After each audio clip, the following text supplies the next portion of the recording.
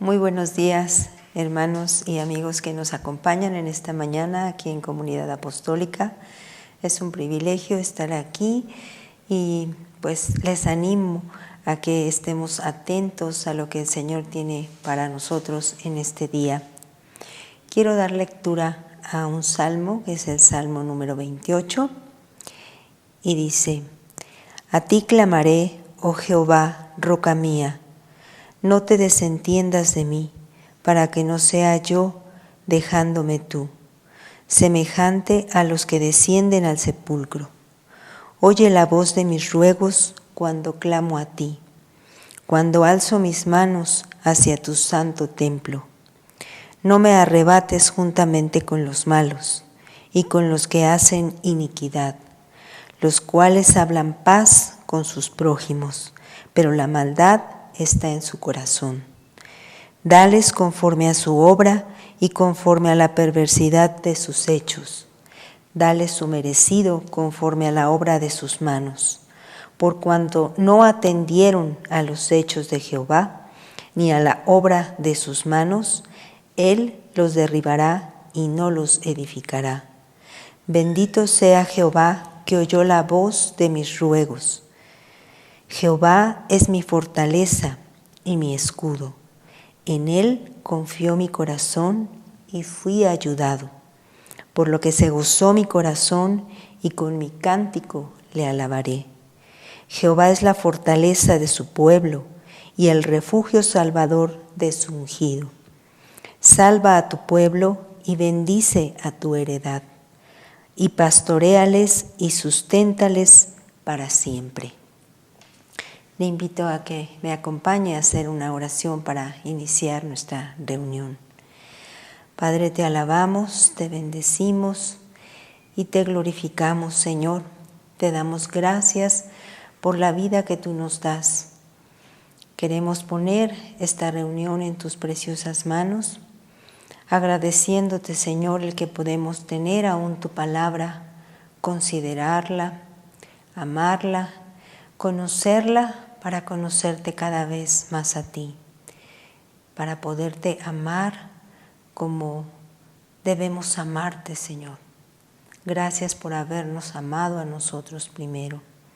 Gracias por habernos dado a tu Hijo Jesucristo en propiciación por nuestros pecados. Te amamos, Señor, y queremos bendecirte esta mañana juntos en comunión. Te ruego, Padre, que sigas hablando a nuestra vida y que perfecciones cada día nuestras vidas, Señor. Gracias por tu grande amor. En el nombre de Jesús. Amén. Bueno, pues quiero invitarles a que escuchemos un preludio que va a ser ejecutado por nuestra hermana Mariana Méndez y es de un preludio de Bach en do menor.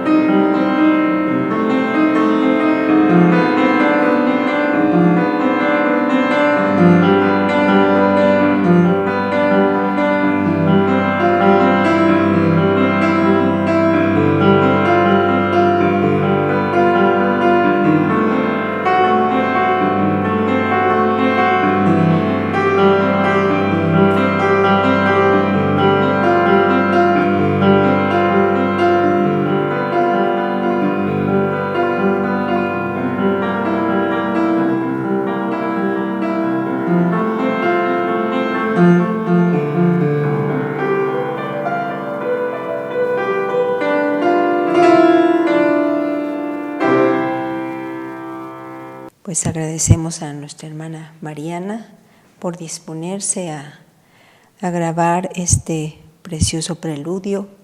Les invitamos a los hermanos que puedan también aportar con sus cantos, con himnos o grabando algún preludio para nuestras reuniones. Les invitamos a que lo hagan y agradecemos a todos los que han estado dispuestos a hacerlo. Quiero también dar inicio a los himnos que tenemos, que se han preparado. El primero de ellos es Al trono excelso, para que juntos reconozcamos que no hay otro Dios como el Dios nuestro, que nuestra fe y nuestra confianza solo la demos a nuestro amado Señor Jesús. Escuchemos y alabemos a nuestro Señor con este hermoso himno.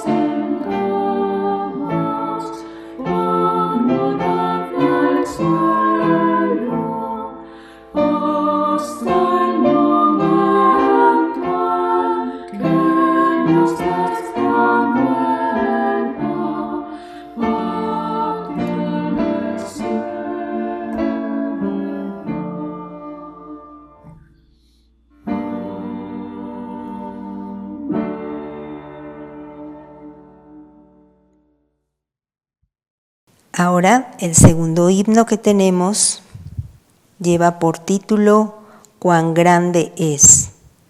Cuán grande es Él.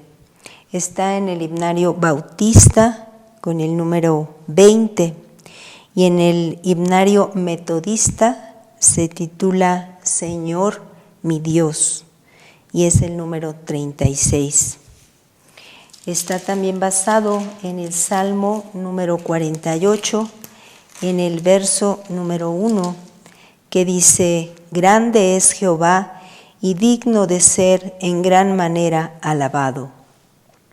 En la ciudad de nuestro Dios, en su monte santo. Alabemos, hermanos, ahí en nuestros hogares, con nuestra familia, con todo nuestro ser, a nuestro amado Señor.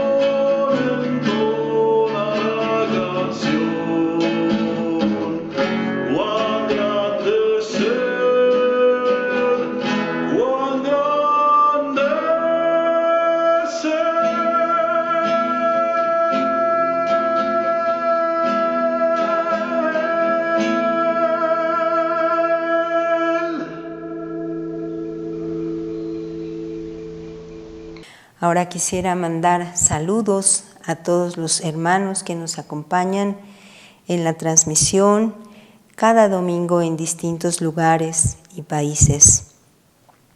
En Canadá, en El Salvador, Japón, España, Rusia, Italia, Inglaterra, Brasil. En Estados Unidos, Texas, California, Atlanta, Carolina del Norte. En México, Quintana Roo, Chihuahua, Coahuila, Aguascalientes, Jalisco, Veracruz, Querétaro, Puebla, Estado de México, en Tabasco, San Luis Potosí, Chiapas, Guanajuato y de aquí de la Ciudad de México y en las distintas alcaldías.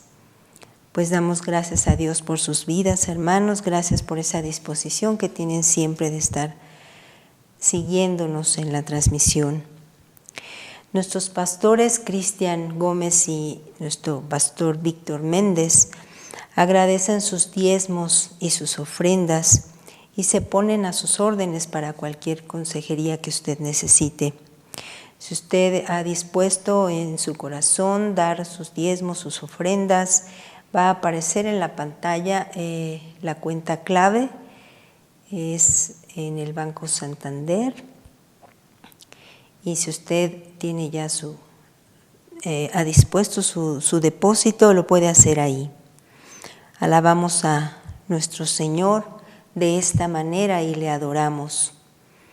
Y pues rogamos al Señor que Él le siga sosteniendo, le provea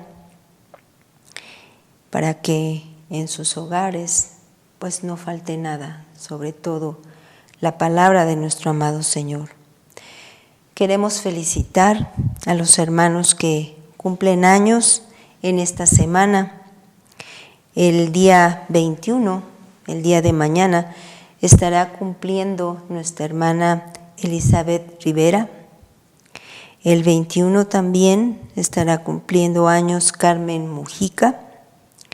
El 22, nuestro hermano Alejandro Guadarrama. Y el día 23, Priscila Abigail Fermín Velázquez. Quiero dar lectura rápidamente a un texto que se encuentra en el Salmo número 37 y dice así: Por Jehová son ordenados los pasos del hombre, y él aprueba su camino. Cuando el hombre cayere, no quedará postrado, porque Jehová sostiene su mano.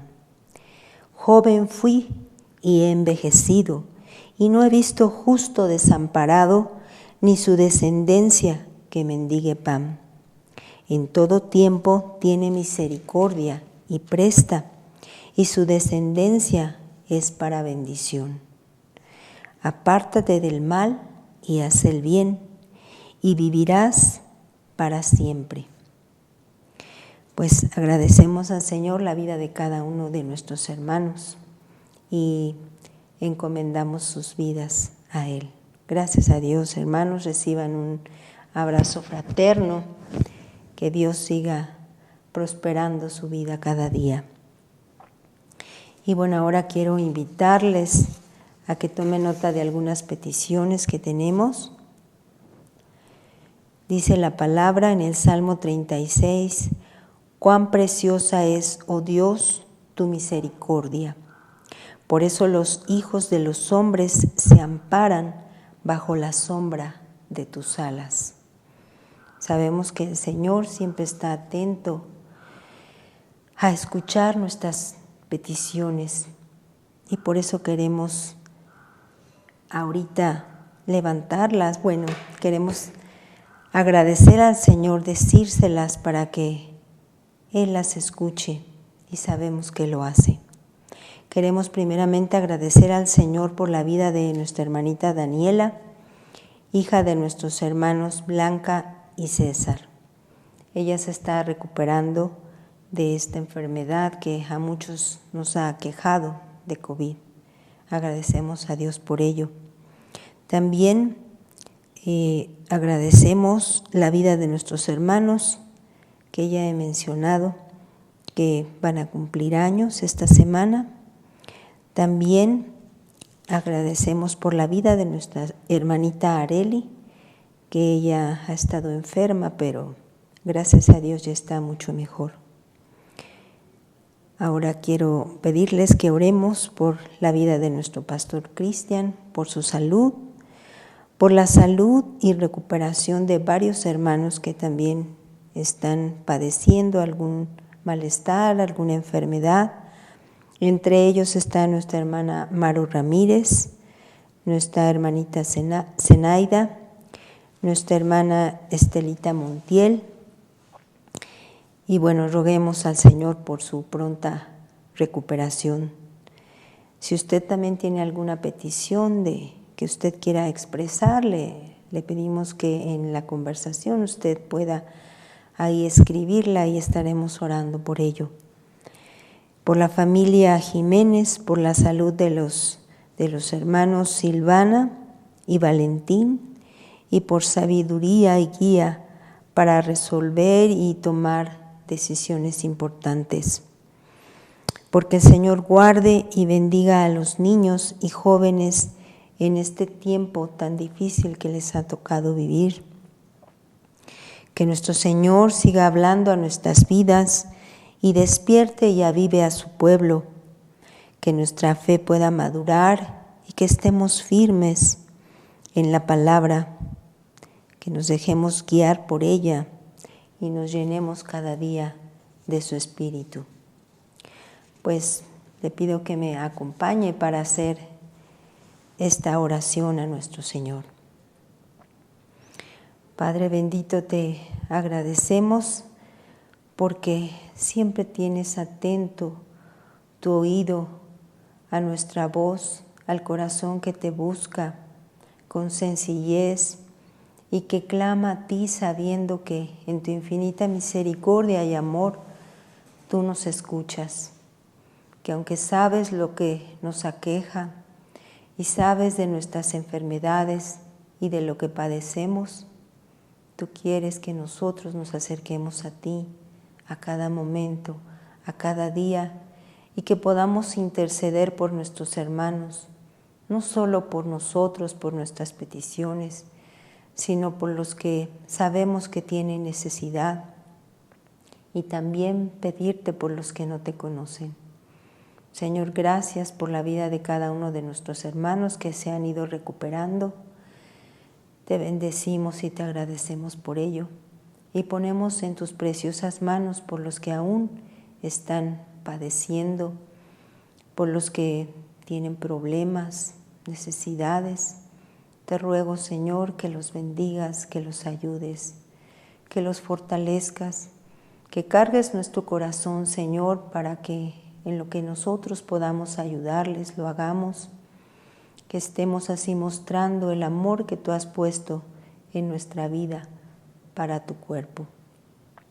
Gracias, Señor, porque eres bueno, porque nos amas, porque nos sustentas, porque nos perdonas. Te bendecimos, Señor. Nuestros corazones te agradecen y reconocen todas las bendiciones que tú nos das día a día. Gracias en el nombre precioso de Jesús. Amén. Bueno, pues ahora quisiera también darle oportunidad a nuestro pastor Cristian, quien nos va a compartir la palabra el día de hoy. Estemos atentos y prestos a recibirla.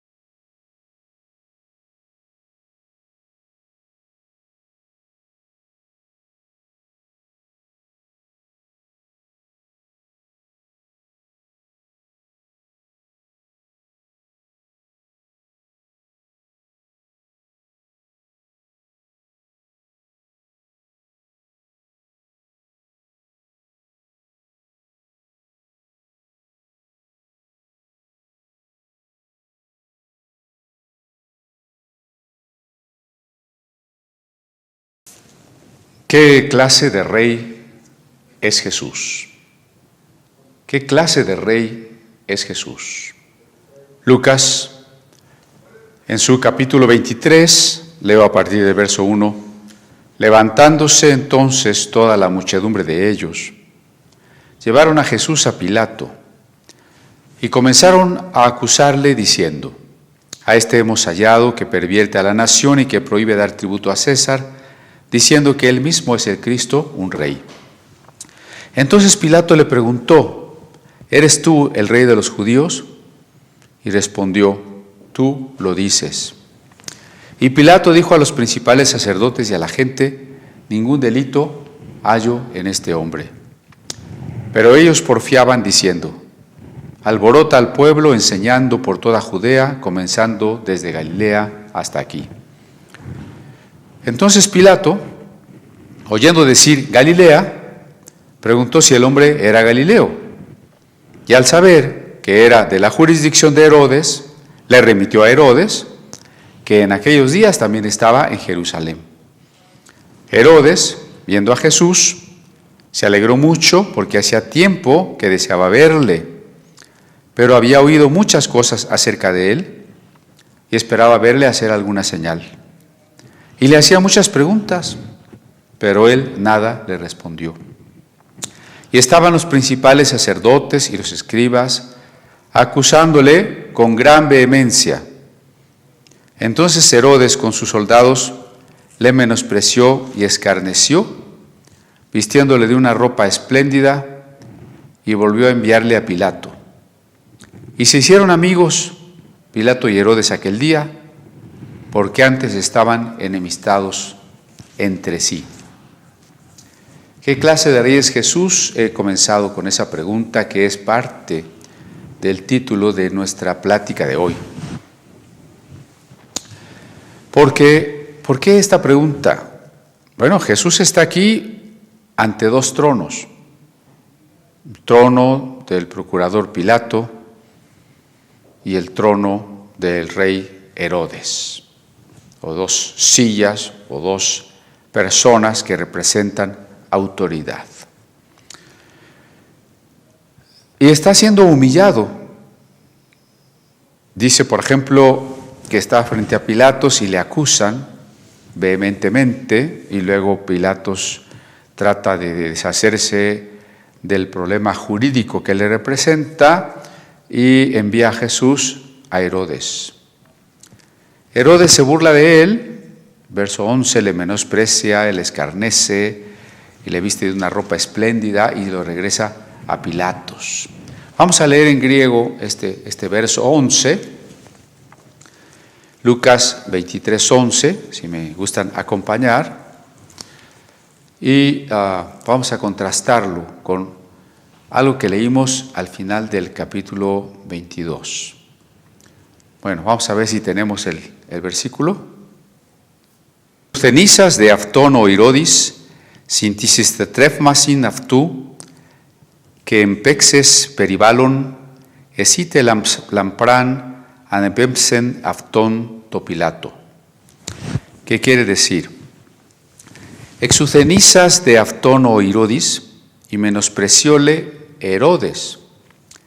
Sintis istratefmasin, y con los soldados, Aftú, los soldados de él, que en Pexas y burlándose, peribalon escita lampran, le vistieron un vestido espléndido. Anepemsen remitiólo, anepemsen Aftón, topilato, a Pilato. Entonces por eso decimos dos tronos frente a los cuales el Mesías, el Rey, está siendo humillado, desconocido, escarnecido, azotado, lo había sido ya, si se quiere hablar entonces, frente al poder del Sanedrín, Jesús ha sido humillado y azotado. Frente a Pilatos ha sido cuestionado, desconocido, y ante Herodes también se le ha interrogado y ahora se le menosprecia y se le reenvía. Pero en el capítulo 22 leímos que Jesús dice que desde ahora Él está a la diestra del Padre. Y entonces, si por un lado tenemos este contraste, ¿no? Jesús en el trono celestial, es decir, compartiendo con su Padre. Estar a la diestra del Padre es compartir el trono con el Padre, es mostrar una participación en la naturaleza divina. Por eso la carta a los Hebreos, en su primer capítulo, verso 6, y citando un salmo, dice de Jesús, del Hijo de Dios: tu trono, oh Dios, tu trono, oh Dios. ¿Cómo entonces Jesús está en el cielo con su Padre, en el trono, se le dice tu trono, oh Dios, y al mismo tiempo está frente a estas autoridades, Sanedrín, Pilatos, Herodes, y luego otra vez Pilatos, siendo humillado?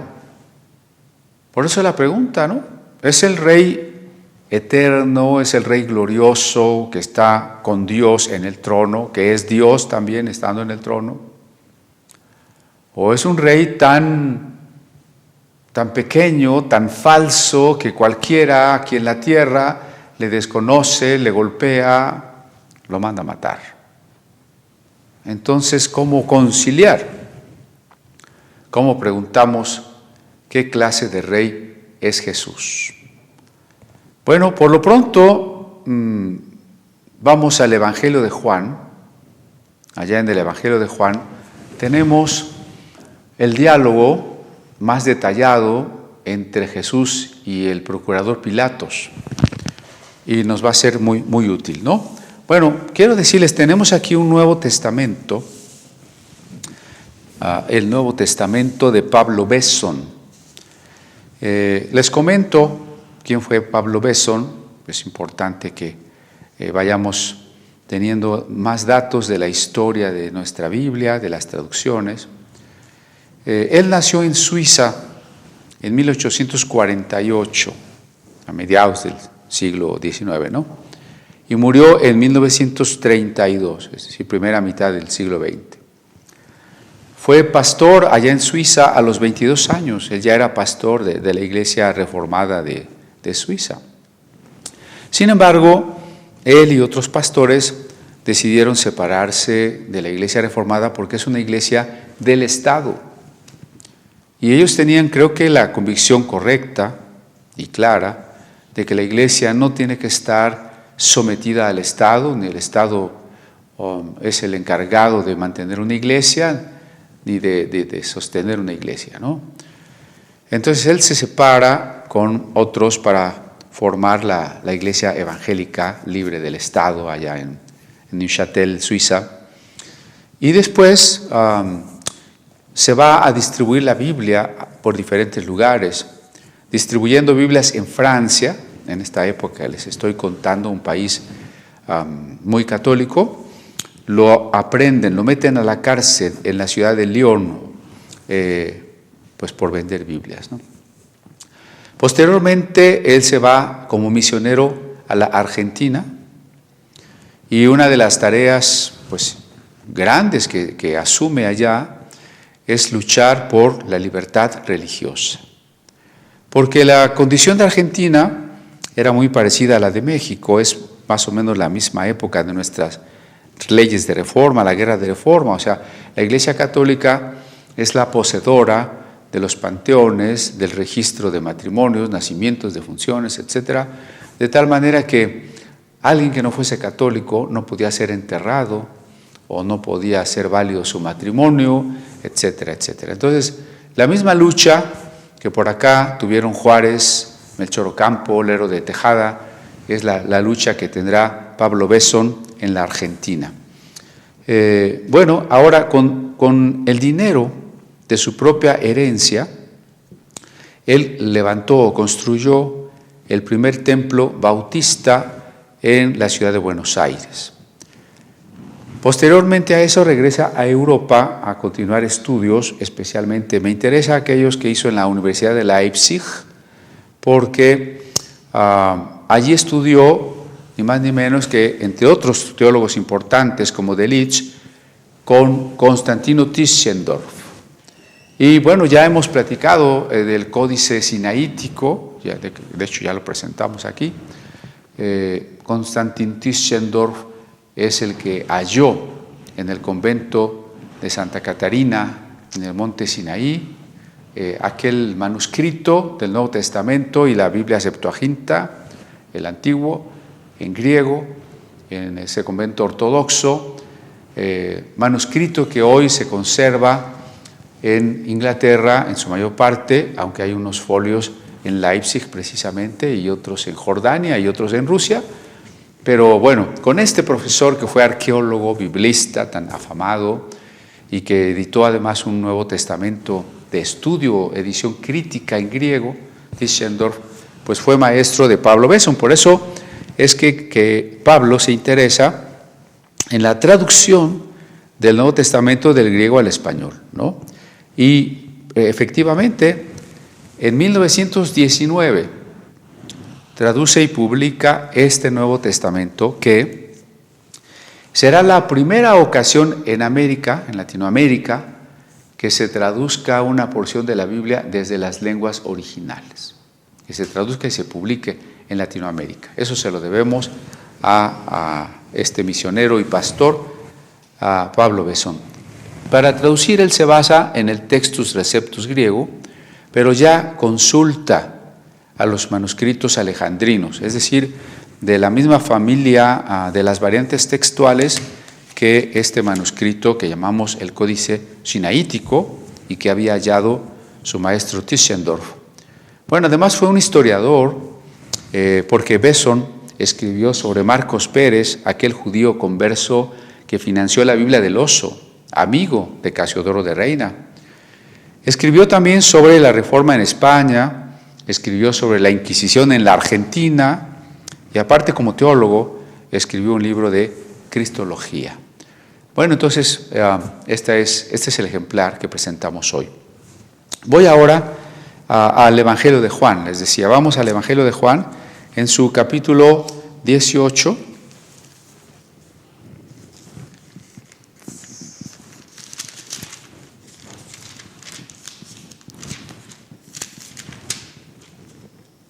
Jesús es arrestado, es capítulo 18, y luego en el verso 28 encontramos la perícopa de la plática de Pilato con Jesús. Verso 28. Llevaron a Jesús de casa de Caifás al pretorio. Era de mañana y ellos, los judíos, los líderes judíos, no entraron en el pretorio para no contaminarse y así poder comer la Pascua. El ritual judío para poder participar de comida sacrificada a Dios era estar limpio, eso conforme a los preceptos del Levítico, era no haber tocado, comido o estado en lugares considerados impuros. Para la tradición farisaica, los gentiles eran impuros y la casa de los gentiles era impura. Y como se acercaba la Pascua, recordemos que Jesús va a ser sacrificado para comenzar la Pascua, no quieren entrar al pretorio donde está Pilatos, ¿no? Esta es una contradicción ética, moral muy profunda. Yo les decía el domingo pasado cómo es que justificamos el aborto, pero prohibimos fumar en lugares cerrados, ¿no? Cómo es que prohibimos el sufrimiento de los animales, lo cual es correcto, y fumar en lugares cerrados también no debería de ser esto. Estoy de acuerdo, pero en contraste, ¿por qué estamos promoviendo otra serie de cosas que son muchísimo más graves, ¿no? Es este tipo de contradicción, de hipocresía, de aquel que con el pretexto, y aquí está, creo que está el punto, con el pretexto de la justicia, solo está defendiendo intereses que están escondidos, ¿no? Subyacentes a sus verdaderas intenciones. No quieren entrar a este lugar porque es de gentiles y nos podemos contaminar, ¿y cómo vamos a celebrar la fiesta? Pero sí podemos acusar falsamente a este hombre, podemos estar llenos de envidia y celo porque la gente lo ve como un profeta y como un rabino, podemos pedir que lo maten, podemos odiarlo, pero no podemos pisar la casa de un gentil. Por eso le digo que no solamente es contradicción, es franca hipocresía. Paradójico, ¿no? Franca hipocresía. Entonces salió Pilato a ellos. Dice Pilato, pues no quieren entrar, quieren verme. Condesciende el procurador, sale de la casa, es decir, para que lo puedan ver o dialogar con él, donde ellos no consideren que es un lugar impuro, ¿no?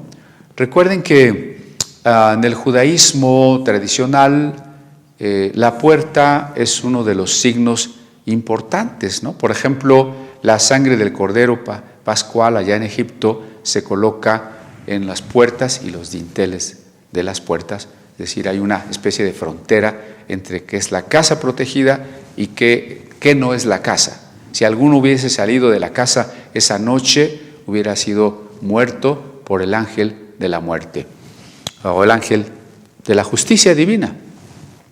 También tenemos el caso de que Deuteronomio 6 dice: estas palabras que yo te mando hoy las pondrás en tus puertas. Y entonces los judíos han elaborado una pequeña cajita llamada la mezuzá, que se coloca en el dintel de la puerta y tiene extractos de la ley, y cuando cada uno de ellos sale o entra, la toca o la besa como una forma de distinguir que esa casa es de alguien que guarda la ley. Pero también aquí, ¿no? O en el Talmud. En el Talmud las tradiciones a veces toman el concepto de la puerta como determinante. Por ejemplo, dar limosna en sábado ¿es descanso o es trabajo? Porque en sábado no se debe hacer trabajo. Si dar limosna fuera trabajo, entonces estaría prohibido dar limosna en sábado. Si dar limosna en sábado no es trabajo, pues no está prohibido. Pero entonces el problema es complicado y la solución de los rabinos talmúdicos es: si cuando das limosna el que te pide pasa su mano del umbral de tu puerta hacia adentro, le puedes dar limosna. Pero si tú tienes que sacar la mano de la puerta hacia afuera, entonces si es trabajo, no puedes dar limosna, ¿no? Solo para ilustrar la importancia de la puerta. Bueno, el chiste es que Pilato sale y empieza a hablar con ellos. Y les dijo, verso 29, ¿qué acusación traéis contra este hombre? Recuerden que este es el pasaje paralelo al que ya leímos en Lucas, solamente que aquí hay más detalles, ¿no? Por ejemplo, esta salida de Pilato, esta pregunta, y luego el 30. Respondieron y le dijeron: si este no fuera malhechor, no te lo habríamos entregado. Es una manera de evadir la respuesta y en el fondo es una manera de evadir la verdad. El título completo de lo que hemos puesto ahora es ¿qué clase de rey es Jesús frente al odio contra la verdad? Porque si la gente o mucha gente odia la verdad, recuerden que ahora se niega que exista la verdad, hay muchas formas de odiar a la verdad. Una de ellas es muy claramente la defensa de mis pasiones, como diría Jesús. No quieren venir a la luz para que sus obras no sean redargüidas. Una forma de ignorar la verdad y de evadir la verdad frente a una pregunta clara: ¿cuál es el delito? ¿Cuál es el mal que este hombre ha hecho? La respuesta es: nosotros ya decidimos, tú ten confianza, nosotros sabemos por qué. Aquí de lo que se trata es de convencerte de que tú des la autorización para matarlo. Y entonces Pilato les dijo en el verso 31, tomadle vosotros y juzgadle según vuestra ley. sea, si ustedes no me pueden explicar muy bien cuál es el delito, si no hay una acción tipificada en las leyes del derecho romano por la cual haya que castigarle, si no hay un hecho punible desde el derecho romano, es una discusión entre ustedes, es una discusión religiosa, teológica, pues júzguenlo ustedes. Ustedes tienen un cierto grado de autogobierno que les hemos concedido. Ustedes tienen su consejo de ancianos, su Sanedrín, tienen sus leyes pues, que ustedes consideran muy antiguas, religiosas también, júzguenlo. Y entonces ellos contestan: a nosotros no nos está permitido dar muerte a nadie, con lo cual están mostrando claramente qué piden y cuál es su intención. Se trata de acusarlo y darle muerte. ¿Y por qué han venido a ver a Pilato? No porque respeten a la autoridad romana, porque entienden que debemos vivir respetando a la autoridad. No porque esperen que Pilatos hable una palabra sabia y entonces ellos están confundidos, no saben qué hacer y sinceramente están esperando que Pilatos los oriente y les diga esto es lo que se debe hacer. No llegan por eso. Solamente ¿por qué no han matado a Jesús? Porque el derecho romano, tratando de que haya mayor orden en los pueblos conquistados, ha determinado que la pena de muerte solo puede ser infligida a una persona siempre y cuando, conforme a ese propio derecho romano, se haya demostrado su culpa y se tenga el aval o la autorización de autoridades romanas. Y esa es la razón por la que ellos se ven obligados a ir. Si no tuviesen que ir por causa de esta ley, ellos lo hubieran matado, lo hubieran apedreado, como lo hicieron en el caso de Esteban, ¿no? Donde un tumulto que le apedrea, un tumulto difícil de castigar por parte de los romanos, en la medida en que, pues, ¿quién fue? Pero este es un juicio muy importante, está en el centro de todo lo que está pasando, están involucrados los sumos sacerdotes, los principales gobernantes, y se ven obligados a esperar que sea Roma quien les respalde para condenar a muerte a Jesús. Y entonces el verso 32 es una explicación del escritor, para que se cumpliese la palabra que Jesús había dicho, dando a entender de qué muerte había de morir. Porque, pues ya lo vimos en el Evangelio de Lucas, ¿no? Cuántas veces Jesús fue advirtiendo a sus discípulos. Desde la región de Perea, donde Pedro confesó, tú eres el Cristo, el Hijo del Dios viviente, Jesús comenzó a revelarles un nuevo aspecto de su tarea mesiánica. No el aspecto de la gloria y del triunfo, no el establecimiento del reino militar y político y económico. Ya hemos dicho eso, y por eso la pregunta, ¿qué clase de rey es Jesús? Sino que Jesús les fue haciendo entender, aunque pues todavía no lo entendían, que el Hijo del Hombre tenía que sufrir, tenía que padecer, tenía que ser entregado en manos de los gentiles y tenía que morir. Pero especialmente el Evangelio de Juan, en su capítulo 3, dice cómo Jesús había de morir. O sea, en ese capítulo el evangelista pone en labios de Jesús una descripción de la manera en que iba a morir. Por eso, la explicación o la glosa de este versículo, que es el 32, ¿no? Para que se cumpliese la palabra que Jesús había dicho. ¿Cuál es la palabra que Jesús había dicho? En Juan capítulo 3, allá donde está ese pasaje tan bello de porque tanto amó Dios al mundo, de tal manera amó Dios al mundo, que dio a su Hijo único, para que todo aquel que en Él cree no se pierda, mas tenga vida eterna. Recuerde que este versículo es como el resumen del Evangelio, la esencia del Evangelio, ¿no?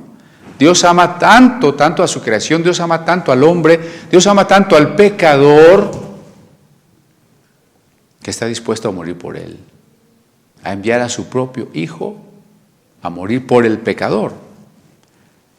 No para que el pecador se gane la salvación, porque no puede, sino para que crea en ese amor de Dios, en esa muerte de Jesús, y tenga vida eterna, y ya no esté condenado. Bueno, antes de decir esas palabras Jesús, Juan 3:16 registra palabras de Jesús. El contexto es que Jesús está en una entrevista con Nicodemo, un fariseo que le pregunta cómo pueden estar seguros de que Él es el Mesías que viene directamente de Dios. Y Jesús no le contesta eso, sino lo confronta con una necesidad más importante para su propia vida, la de Nicodemo. Nicodemo, es necesario nacer de nuevo, porque el que no nace del agua y del Espíritu no puede entrar en el reino de Dios. Y entonces Nicodemo pregunta, ¿cómo puede un hombre nacer otra vez? ¿Se puede uno hacer otra vez chiquito, estar dentro de la mamá, volver a pasar por esa experiencia del nacimiento? Jesús le contesta que no. Y para explicarle en qué consiste el nuevo nacimiento, empieza por decirle una figura del Antiguo Testamento. No voy a ir al pasaje, no quiero llevarlo de pasaje en pasaje, pero recuerde, he dicho Juan capítulo 3. Y sí le recomiendo que después en casa y durante la semana lea usted el capítulo 3 de Juan y lo medite concienzudamente, ¿no? Especialmente en esta parte donde Jesús explica qué quiso decir con nacer otra vez. Y le dice, así como Moisés levantó la serpiente en el desierto, así es necesario que el Hijo del Hombre sea levantado. Esas palabras están retomadas aquí en el capítulo 18 de Juan, en el verso 32, para que se cumpliese la palabra que Jesús había dicho, dando a entender de qué muerte había de morir. ¿Cuándo dijo Jesús esa palabra? ¿Cuándo dijo Jesús con qué clase de muerte se iba a morir? Juan capítulo 3. Como Moisés levantó la serpiente en el desierto, así es necesario que el Hijo del Hombre sea levantado. Quiero explicar esta figura porque a veces cometemos el error de decir el verbo levantar como si fuera algo positivo. Decíamos, levantemos a Dios, levantemos a Cristo, vamos a levantar a Cristo. Ese verbo no es adecuado si queremos referirnos a la alabanza. Cristo no está tirado y no lo vamos a levantar a ninguna parte, ¿no? Cristo no está en un nivel y nosotros lo vamos a poner en otro nivel más arriba para decir levantamos a Cristo. Eso solo significa que no entendieron qué significa levantar a Cristo. ¿Cómo Moisés levantó la serpiente? ¿Cómo? Recuerden que allá en el libro de los Números, tampoco voy a ir a la cita, pero ustedes recuerden la historia. En el libro de los Números, el pueblo de Israel que ha sido redimido, sacado de la esclavitud en Egipto, se rebela contra Dios y murmura contra Dios y comienza a sufrir consecuencias de la falta de la guía divina. Y una de ellas es pasar por una región llena de serpientes venenosas que comienzan a morder y a matar a varios miembros del pueblo. Y entonces claman a Moisés y le dicen, ayúdanos Moisés, pídele a Dios. Moisés ora y Dios le da una instrucción. Fabrica una serpiente sobre una vara en bronce, una serpiente de bronce, y ponla en alto. Cualquiera que haya sido mordido por las serpientes y mire a la serpiente de bronce, será sanado. Esto, literal o no literal, el mensaje que tiene es permanente y es profundo. Porque recuerden que desde el libro del Génesis, el mal, el pecado, están simbolizados por una serpiente. Una serpiente que se acerca a la mujer, que se acerca al hombre, y que en el momento en que el hombre y la mujer ceden, aceptan la invitación de la serpiente, podríamos decir que fueron mordidos por la serpiente. Usted me va a decir, pero ahí en Génesis no dice que los mordió. Claro, por entonces, ¿para qué la figura de la serpiente? ¿Y para qué dice, esta te herirá en el calcañar? Es decir, en el talón. Claro, el caer en la tentación, aceptar el pecado, es ser mordido por la serpiente. ¿Y cuál es el efecto? Pues el veneno corriendo dentro de nosotros y por tanto la muerte. Recuerde, la paga del pecado es muerte. Y entonces, las serpientes allá en el desierto representan también ese pecado que está destruyendo al pueblo, la vida de ellos como creyentes, les está impidiendo llegar a la tierra prometida que representa la salvación, van a quedar postrados en el desierto. El pecado. ¿Por qué levantar una serpiente de bronce? El bronce es un material que en la Biblia representa juicio. Por eso el altar de los sacrificios por los pecados es un altar de bronce. Por eso los pies de Jesús que pisan a los enemigos en el final escatológico son pies de bronce bruñido, de bronce ardiente. El bronce es juicio. Una serpiente que representa el juicio de Dios, puesta en alto sobre una vara que, aunque es de bronce, representa un madero. Quien mira a esa serpiente es sanado del veneno. ¿Puede haber mejor metáfora de la fe? No resuelvo yo el envenenamiento que la serpiente me ha producido, sino mirando a aquel que en el madero, metafóricamente también, fue hecho pecado, fue hecho maldición. Digo metafóricamente y lo subrayo, lo aclaro, ¿no? Porque Jesús murió por amor.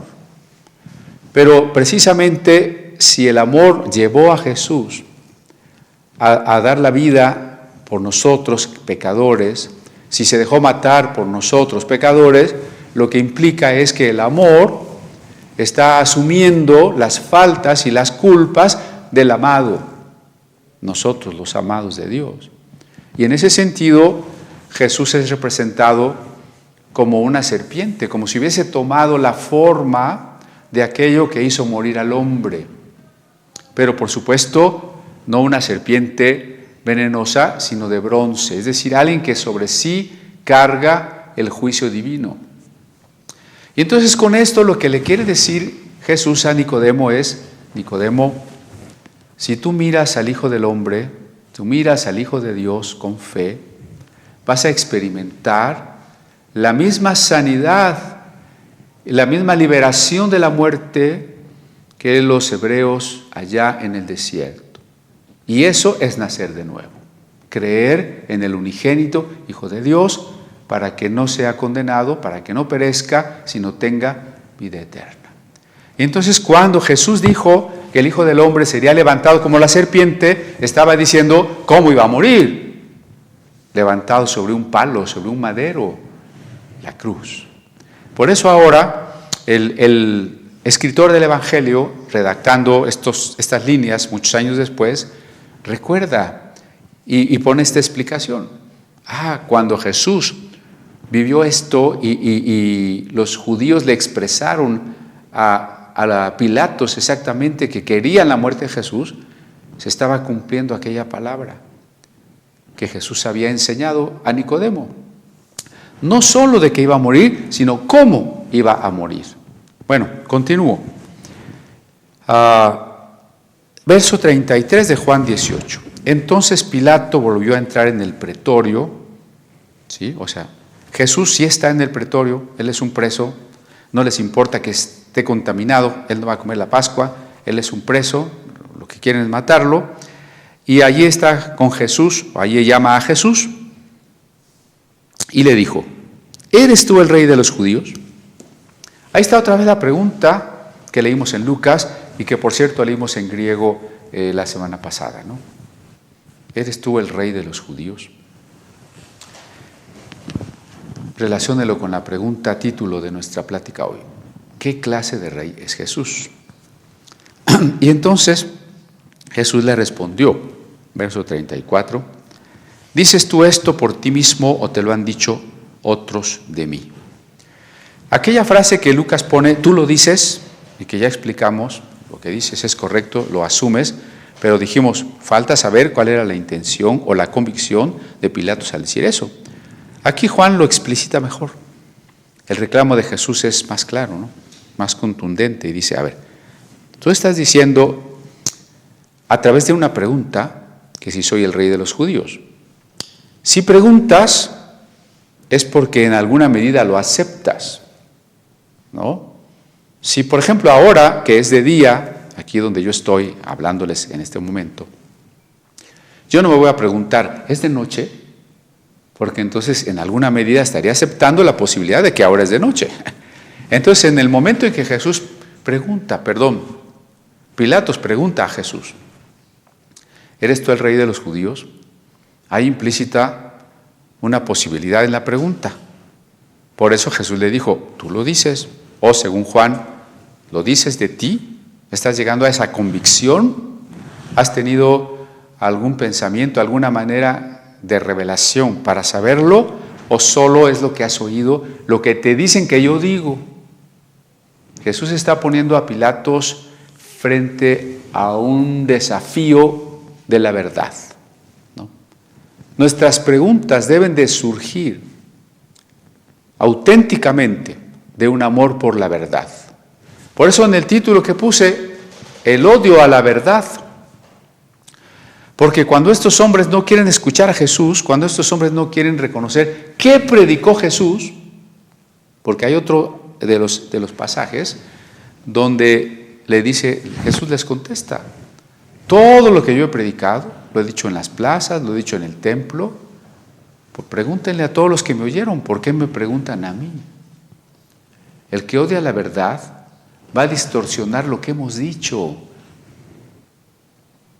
Nosotros podemos estar diciendo con toda la claridad de que seamos capaces, esto es así, así, así, pero el que está escuchando va a sacar de contexto, no va a querer entender las cosas completas, va a decir que dijimos lo que no dijimos. El que no ama la verdad, el que odia la verdad. Otro odio por la verdad, pues es no escuchar la apología de Jesús.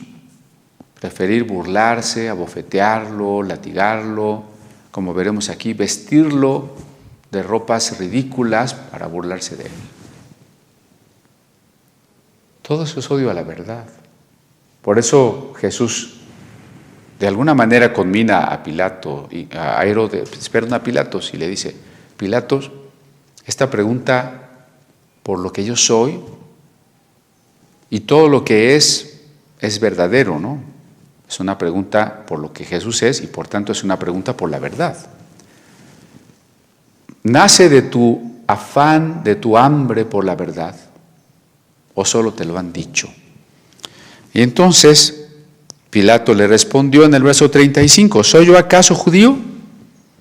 Tu nación y los principales sacerdotes te han entregado a mí. ¿Qué has hecho?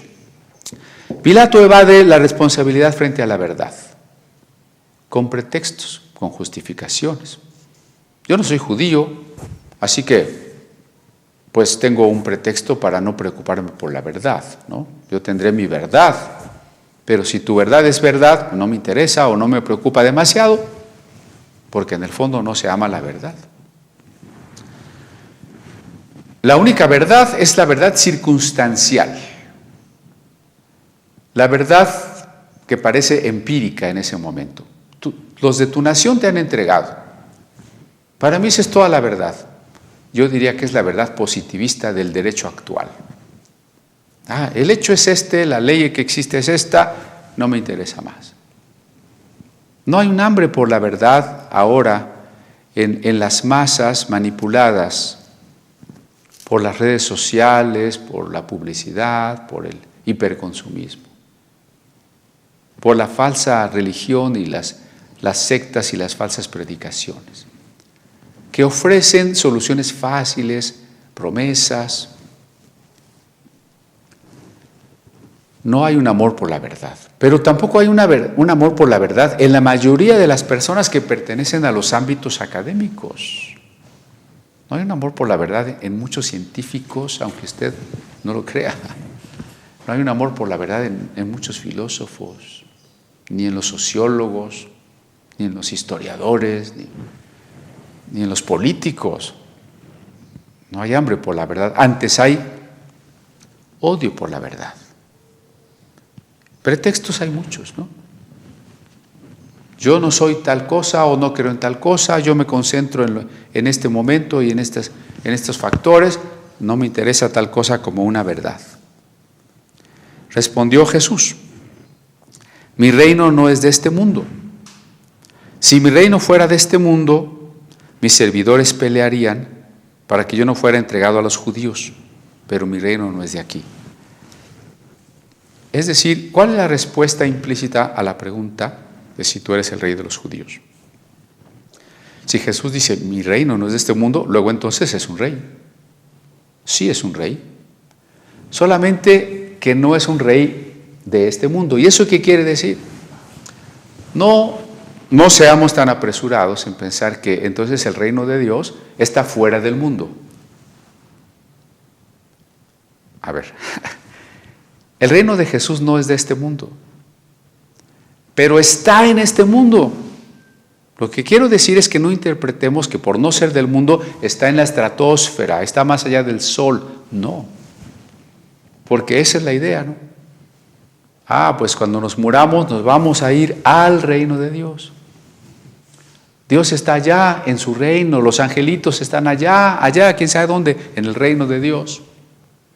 Y cuando este mundo se acabe, nos vamos a ir, ya esta tierra no va a existir, nos vamos a ir al reino de Dios. Ese es un malentendido del reino. Recuerden que en Lucas el concepto reino es muy importante, reino de Dios, y ya lo hemos trabajado. El reino de Dios tiene como esencia, el quid del reino de Dios, es que Él sea nuestro dueño, nuestro amado, nuestro gobernante, nuestro rey. Lo más importante del reino de Dios es el rey, y ese es Dios, ¿no? Cuando Jesús dice que su reino no es de este mundo, no está diciendo que está fuera del mundo. ¿Por qué? Porque la iglesia que está en el reino de Dios está en el mundo. Porque Jesús oró, no te pido que los quites del mundo, porque cuando venga la resurrección, este mundo será renovado y es en este mundo donde el reino de Dios se establecerá. Entonces, cuando dice mi reino no es de este mundo, no quiere decir es un reino ultramundano, es un reino futuro, es un reino que está más allá de las estrellas. Lo que está diciendo es que la naturaleza del reino de Dios, no es la naturaleza de los reinos que los hombres caídos hemos estructurado.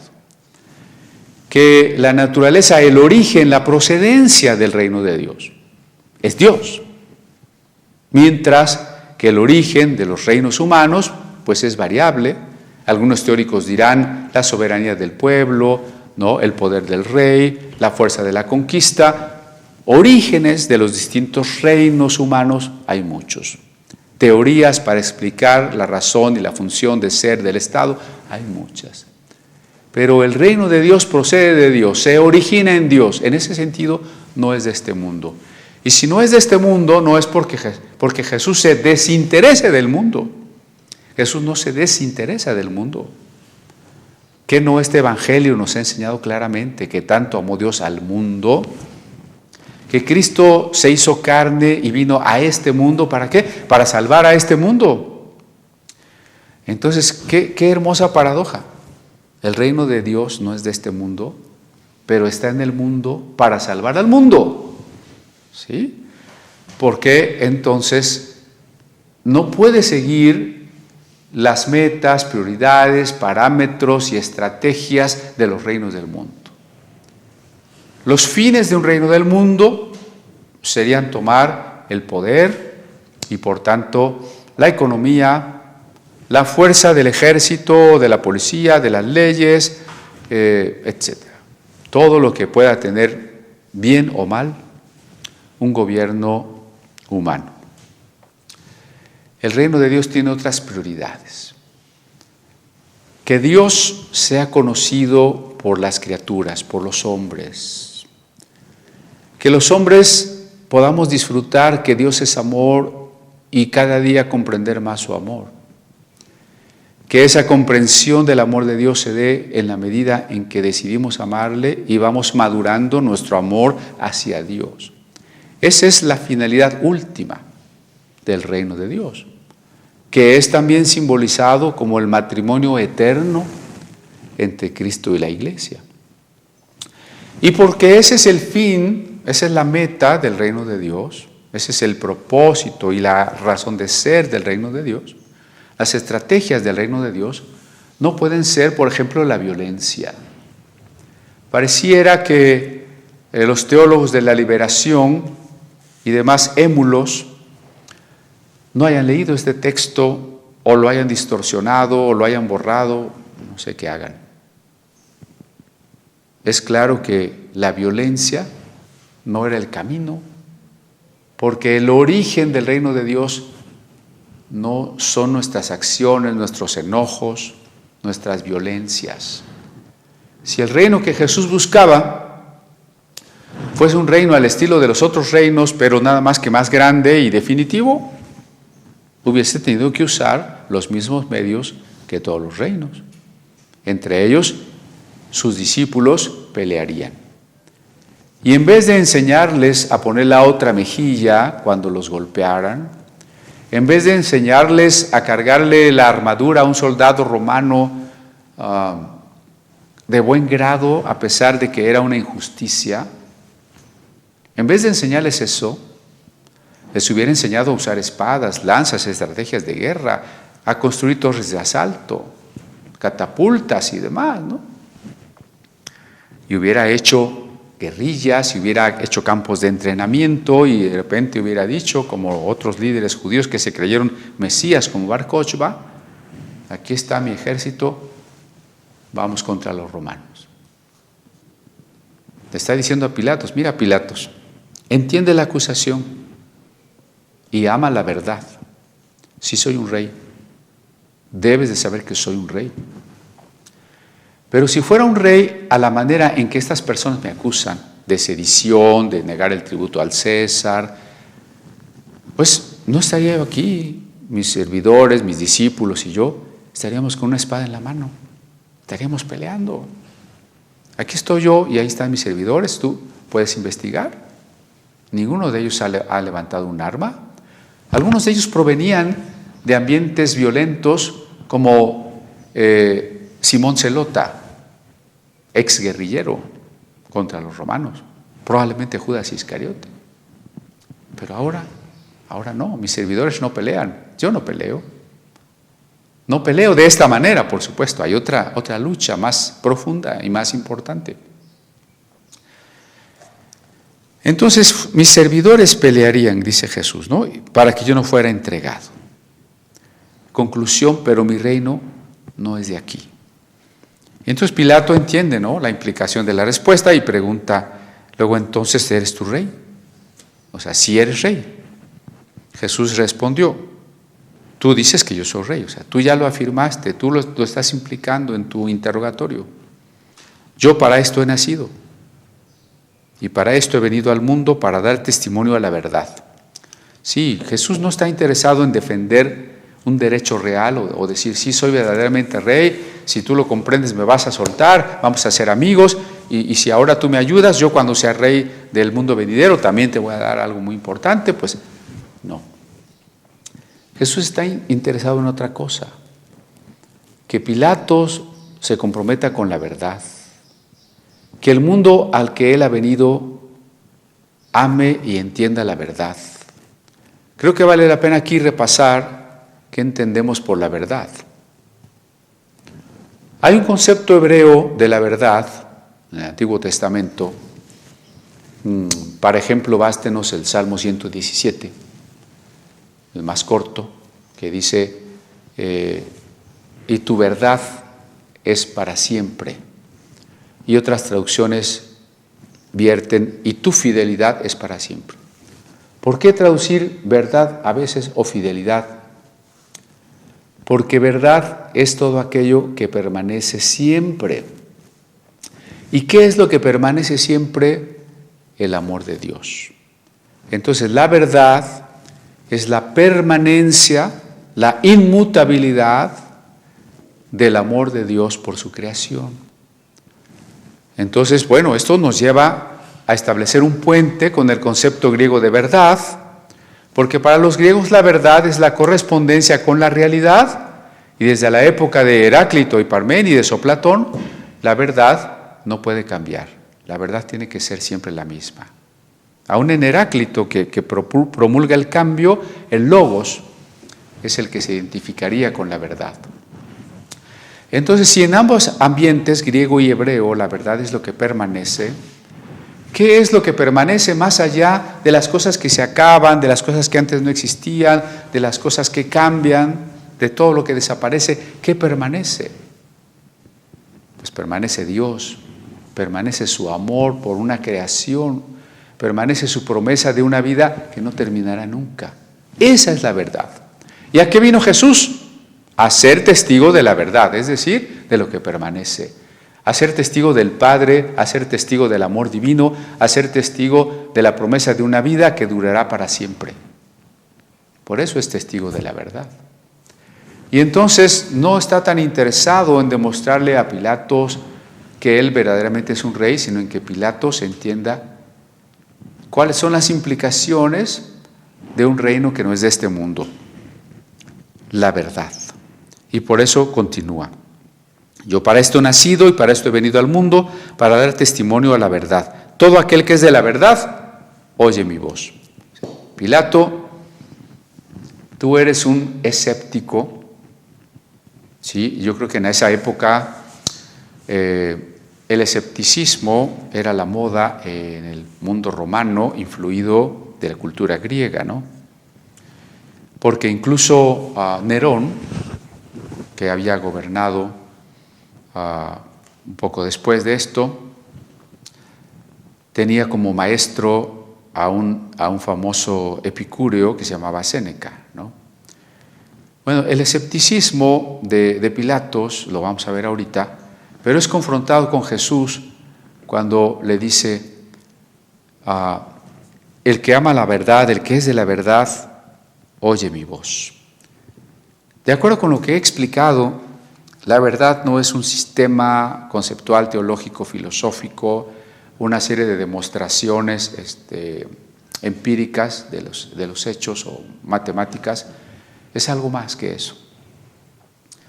Si la verdad es lo que permanece y todo lo que permanece, permanece solo porque participa o es atributo, cualidad del ser eterno y el ser eterno es Dios, la verdad es Dios. La verdad, por tanto, es una persona y son más comprensibles otras palabras de Jesús que el propio Evangelio de Juan también registra. Juan 14:6. Y Jesús le dice, yo soy el camino, la verdad y la vida. Jesús es la verdad. Por tanto, nosotros no andamos por la vida enarbolando una banderita, un papelito, que esta es la verdad, yo tengo la verdad, solo yo tengo la verdad. No decimos eso ni pretendemos decir eso. La verdad es una persona y se llama Cristo. Y cuando nos hemos encontrado con la verdad y cuando hemos oído la voz de la verdad, no es un mérito nuestro, ni es una posesión nuestra. Es cuando la verdad nos ha embargado. Y cuando la verdad nos ha embargado, nos transforma, porque la verdad es el amor y la fidelidad divina, ya dijimos. Por tanto, ¿cuál es la credencial, la garantía de que una persona ha sido embargada por la verdad? No lo que sabe, lo que dice, lo que pelea, lo que argumenta, el amor. El amor es la credencial de que alguien está en la verdad, de que alguien escucha la voz de Jesús porque está en la verdad. Y entonces Pilato, haciendo gala de su escepticismo desinteresado, su falta de hambre espiritual, le contesta a Jesús en el verso 38, ¿qué es la verdad? Y da por terminada la plática, ¿no? Pero esta pregunta, que si hubiese sido con otra intención, sería una pregunta muy importante. Si usted y yo, desde el fondo del corazón y con un hambre auténtica, decimos, ¿qué es la verdad? Es una buena pregunta, es una pregunta necesaria. Ningún ninguna persona que se conforma con la cotidianidad, con la defensa de sus pasiones o de sus intereses inmediatos, está realmente interesada en la verdad. Muchos están interesados en una verdad particular que justifique lo que desde el principio ya querían justificar. Aún en el terreno bíblico y teológico, alguien ya tiene una doctrina preconcebida y anda buscando versículos que avalen lo que quiere creer. No se diga en el mundo filosófico, donde toda la filosofía contemporánea es para justificar que no hay una verdad. Pero si la pregunta por la verdad fuese sincera, si naciera de nuestra preocupación última, y aquí estoy recordando a Paul Tillich, el teólogo, en su libro El Nuevo Ser, para los que ya lo han leído en las células o en algún momento, les recomiendo volver a leer el capítulo de El Nuevo Ser se manifiesta como verdad, donde analiza algunas de estas cosas, Paul Tillich, ¿no? Entonces, sí, no aceptemos las cosas como nos las presentan, no aceptemos todo lo que dicen, ni siquiera lo que se dice desde un púlpito, no lo aceptemos. Necesitamos tomarlo, asumirlo críticamente, distinguir lo verdadero de lo falso. Pero eso implica que ya tenemos una preocupación por la verdad. Y cuando empezamos a tener una preocupación por la verdad, es que la verdad ya está trabajando en nosotros. Pero no es el caso de Pilatos. Con este escepticismo y quizá rayando incluso en un tipo de cinismo, Pilato dice, ¿y qué es la verdad? Como diciendo, pues eso no se puede saber.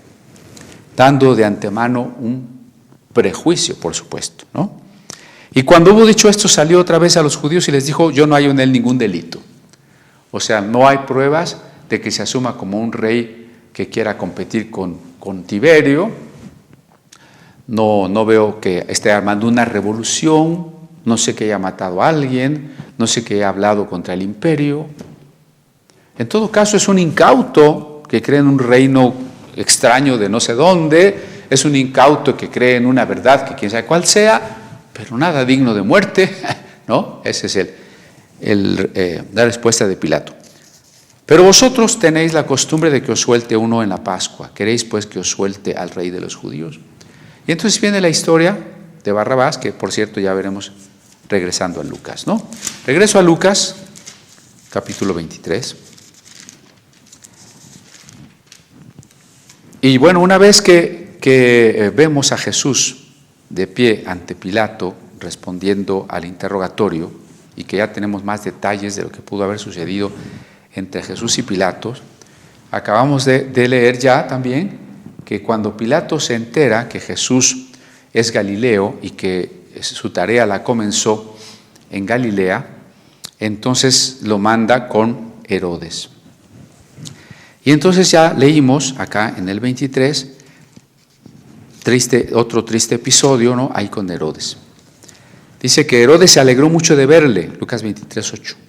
Hacía tiempo que deseaba verle porque había oído muchas cosas acerca de él y esperaba verle hacer alguna señal. Es decir, otra vez el problema de la verdad. Herodes no quiere ver a aquel predicador, aquel profeta del que todo el mundo habla, porque Herodes quiere encontrar la verdad, sabiendo que la verdad es peligrosa, La verdad es peligrosa, por eso la Biblia ha sido el libro más perseguido y prohibido de la historia. La verdad es peligrosa, por eso a veces cuando nos invitan a predicar a algún lado digo, sí puedo hablar de ese tema, pero yo no sé qué va a pasar, Así que tú me dices si hablo o no hablo. La verdad es peligrosa. Por eso la gente no ama la verdad, en todo caso odia la verdad. Y entonces Herodes no quería ver a Jesús porque amaba una verdad transformadora que fuera a cambiar su vida. Porque miren, ¿quién es este Herodes? Llamado también Herodes Antipas, pues es hijo de Herodes el Grande. El emperador Augusto le había dado el gobierno de Galilea y de Perea, por eso es rey de Galilea. Él se había casado con su cuñada. Por eso Juan el Bautista le reprendió por tener a la esposa de su hermano. Entonces él repudió a la esposa que tenía, Herodes repudió a la esposa que tenía, la hija del rey de los nabateos, Incluso hubo una guerra por esa razón y le quitó la esposa a su hermano. Y entonces, bueno, después decapitó a Juan el Bautista, que le reprendió por esta verdad. Entonces queda claro que Herodes no amaba la verdad, ¿no? Más adelante, cuando Calígula subió al trono del Imperio Romano, le pidió ser rey, pero no, en vez de Herodes, Calígula nombró a Agripa, que era un gran amigo de él, ¿no? Entonces este es Herodes. Herodes no quiere cambiar, Herodes no quiere una verdad transformadora, la verdad es transformadora. Herodes quiere satisfacer una curiosidad, quiere una diversión. ¿Acaso la televisión, el cine, la internet, las revistas han servido fundamentalmente para investigar la verdad y difundir la verdad, o solo para divertir a la gente y para distraerla? Y pregúntese, hermano, cuando usted quiere ver una película o leer un libro o buscar algo en internet, ¿qué está haciendo? ¿Solo se quiere divertir? Digo, no es que no pueda a veces divertirse, pero lo que quiero decir es, la mayor parte de las veces o todas las veces que usted busca en estos medios, ¿está buscando la diversión? ¿Se parece a Herodes? No. Sí, tráiganme al profeta, pero no porque yo quiera escuchar la voz del profeta. Me quiero divertir, quiero ver qué trucos hace, ¿no? Quiero ver qué señales, qué milagros, ¿sabe? Que venga y que nos haga un milagro. Dicen que transformó el agua en vino. A ver, pónganle una jarra de agua, a ver si ahorita nos hace un poquito de vino. Vamos a probar qué tal le sale ese vino. No estoy inventando. Aquí dice que le hacía muchas preguntas, que esperaba una señal. Mientras Herodes comenzó con una gran curiosidad y que Jesús no le contestaba nada. Jesús esto ya lo platicamos, no se le echan las perlas a los cerdos. Es decir, cuando el Espíritu Santo nos muestra que la pregunta de alguien no está originada en su amor por la verdad, no respondemos. Si aquella persona no está mostrando un auténtico interés por aprender o por una duda verdadera, con un afán de saber, de escuchar, sino su afán es discutir, burlarse, imponer, taparse los oídos, no contestamos, no discutimos. Tampoco, además de que no le contestaba, no había ningún truco, no había ningún ciego sanado. Oye, pues siquiera tráiganme un endemoniado, yo quiero ver cómo es un endemoniado y cómo se libera un endemoniado. No sé, lo que a Herodes se le ha ocurrido según los rumores que le habían llegado. Conforme la decepción de Herodes y el enojo de Herodes de que este mago, profeta, taumaturgo no le da una función privada, siendo él el rey, al mismo tiempo los escribas, los sacerdotes, con gran vehemencia, dice aquí el texto, siguen acusando a Jesús, para que Herodes entonces diga, pues que sea condenado a muerte, y entonces ellos habrían logrado su objetivo. A pesar de todo esto, Herodes no le condena a muerte, le condena al escarnio y a la tortura. Con sus soldados, ese es el verso que leímos en griego, le menospreció y escarneció, o sea, se burló de él. ¿Cómo se burló? Vistiéndole de una ropa espléndida y se lo regresó a Pilato. Esta ropa espléndida, que es la capa, que en el Evangelio de Juan se dice que se rifaron los soldados porque era muy fina y no quisieron partirse cada quien un pedazo, ¿no? Mejor la rifaron para que el que la ganara se quedara con la capa completa. Bueno, esto que los teólogos de la prosperidad dicen, es que sí, Jesús era rico y Dios quiere que yo sea rico, porque miren, yo por eso traigo trajes carísimos, porque Jesús traía una capa muy valiosa. Jesús traía una capa muy valiosa, pero es la capa del escarnio. Es la capa de la ignominia, de la burla. Porque no se la dieron porque realmente reconocieran que era un rey. Era un rey, pero no lo reconocían. Se la pusieron para burlarse como de un lunático, como de un loquito. Ah, mira, este se cree rey. No, bueno, pues entonces ponle la capa, ponle la corona de espinas, ponle una caña que parezca su cetro. Ahora, en vez de caravanas, dale unas cachetadas y Esa era la burla. Yo pienso en Job y en un personaje que ilustra el dolor supremo también, Job.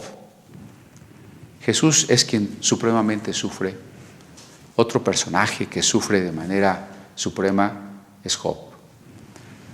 Y lo que pienso de ellos, de estos sufrientes en este momento, es que cuando estamos sufriendo no entendemos por qué.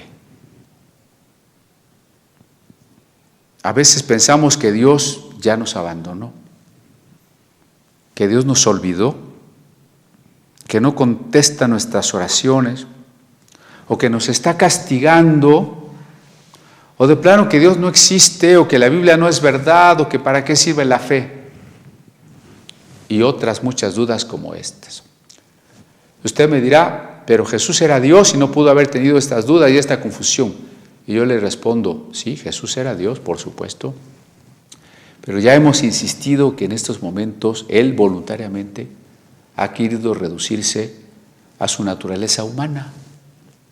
Y como humano, al igual que usted y yo, Jesús no sabe todo el argumento, sí, después de Herodes me regreso a Pilatos, de Pilatos sueltan a Barrabás, luego me crucifican, luego resucito, y no hay de qué preocuparse. Es perfectamente entendible por qué sufro y cómo va a terminar esto.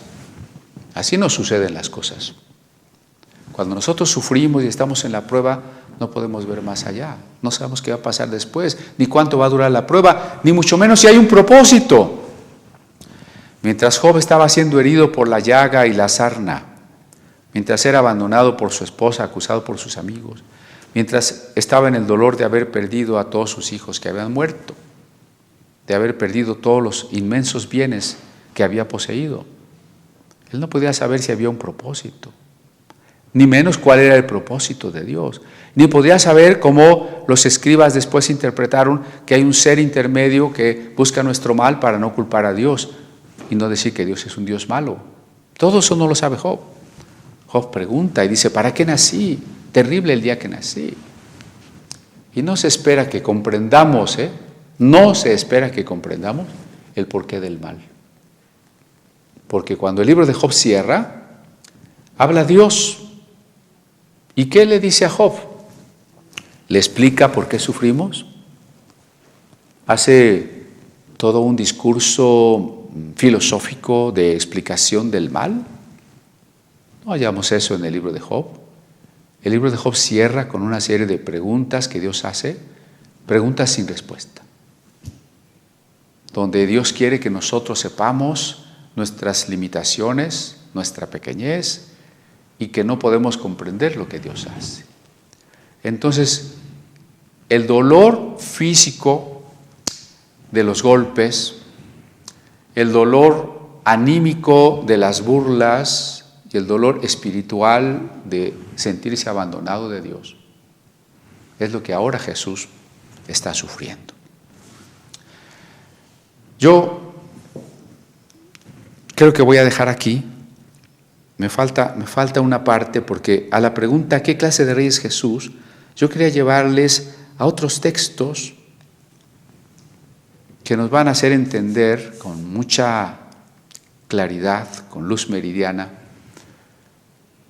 que efectivamente Jesús es un rey y qué clase de rey es y por qué su reino no es de este mundo. Así que yo creo que vamos a tener que hacer una continuidad de la reflexión de hoy, pero siempre al tener esta oportunidad de juntos pensar y meditar en la Biblia, llevémonos nuestras conclusiones, llevémonos el aprender, en este caso, por ejemplo, sobre la verdad.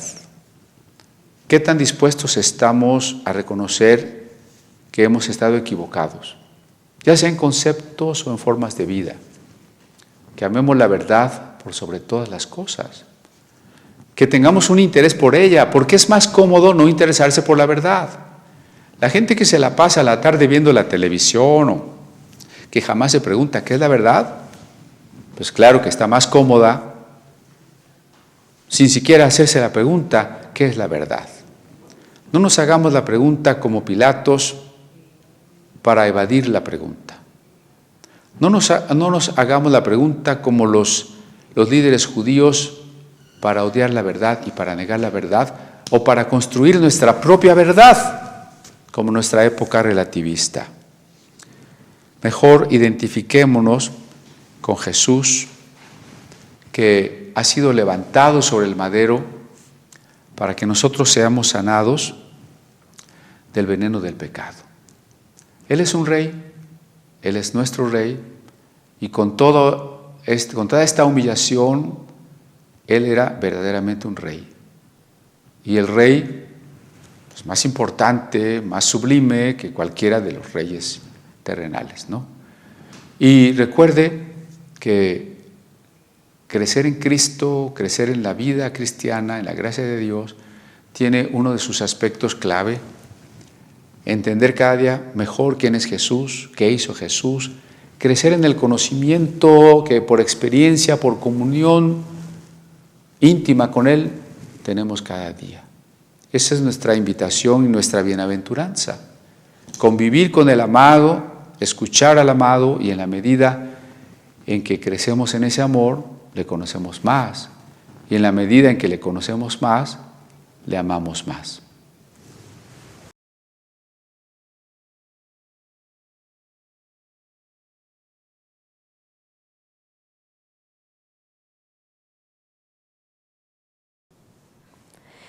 Damos gracias a Dios por la vida de nuestro pastor y por la palabra que el Señor le ha dado esta mañana.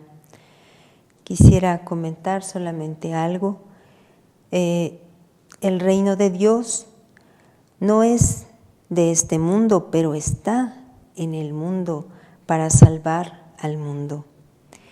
Tiene otras prioridades: que el hombre pueda conocer a Dios, disfrutar y gozar día a día de Él, y algún día de la vida eterna con su Creador. La verdad no puede cambiar. ¿Qué es lo que permanece y no cambia?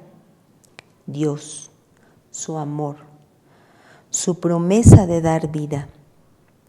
Jesús es testigo de la verdad. Todo el que es de la verdad oye su voz. Jesús dijo: yo soy el camino, la verdad y la vida. Y esta verdad nos ha embargado. Bueno, hermanos, ahora quisiera invitarle a que si usted, y amigo, si usted quiere ser miembro de Comunidad Apostólica, le invitamos a que por medio de un mensaje vía WhatsApp nos pueda dar sus datos, su nombre, fecha de cumpleaños y de dónde usted nos ve. Y bueno, quiero reiterar mi número telefónico. Mi nombre es Araceli Velázquez y mi número es 55 23 73 14 93. Si usted me envía un mensaje, yo puedo añadirle al directorio de Comunidad Apostólica. Asimismo, si usted quiere integrarse a alguna célula, yo puedo darle la información. Tenemos células a través de toda la semana, a lo largo de toda la semana, en diferentes horarios. Con gusto yo le puedo dar los datos de cada una de ellas y los encargados, los nombres de los encargados. Bueno, pues solo recordarle de nuestras reuniones que tenemos los sábados. Tenemos estudio para los pequeños a partir de las 5 de la tarde. Los jueves tenemos reunión de oración. Le invitamos, hermano, a que usted se añada. Es a las 8:30 de la noche. Los miércoles, pues nuestro culto de media semana a las 5 de la tarde. Le esperamos. Los lunes se reúnen los jóvenes a las 8 de la noche. También están cordialmente invitados. Y los domingos, cada 15 días nos reunimos las mujeres a las 9:30 de la mañana. Le esperamos. Si usted no ha estado con nosotras participando, pues le invito cordialmente. Estamos viendo un tema que nos concierne a todas las mujeres. También quiero recordarle que estamos llevando un plan de lectura. Ahorita estamos viendo el libro de Jueces, vamos en el capítulo 18, mañana continuaremos con el 19. Y bueno, pues ahora, para terminar, quisiera que me acompañara usted a hacer una oración para despedirnos. Gracias te damos, Señor, porque hasta el día de hoy tú nos has ayudado. Te agradecemos por tu gran fidelidad y tu amor que tienes para con nosotros. Gracias, Señor, por el mensaje que hoy hemos recibido. Gracias, Padre, porque tú nos has enseñado que tu Hijo Jesús es en quien podemos encontrar la verdad y esa verdad nos va a hacer libres. Gracias por enviar a tu Hijo para darnos vida, vida eterna, si nosotros nos acercamos a Él con un corazón contrito y humillado. Gracias por esa vida que nos ofreces a través de Él. Gracias, Padre, por la vida de cada uno de nuestros hermanos que están conectados y que verán la transmisión después. Te ruego que tu palabra les hable a cada uno, nos siga hablando y siga transformando nuestras vidas y sea prosperada para lo cual la has enviado. Gracias, Señor. Te bendecimos por tu grande amor que nos das. En el nombre de Jesús te damos gracias. Amén. Pues estamos despedidos. El Señor bendiga sus vidas.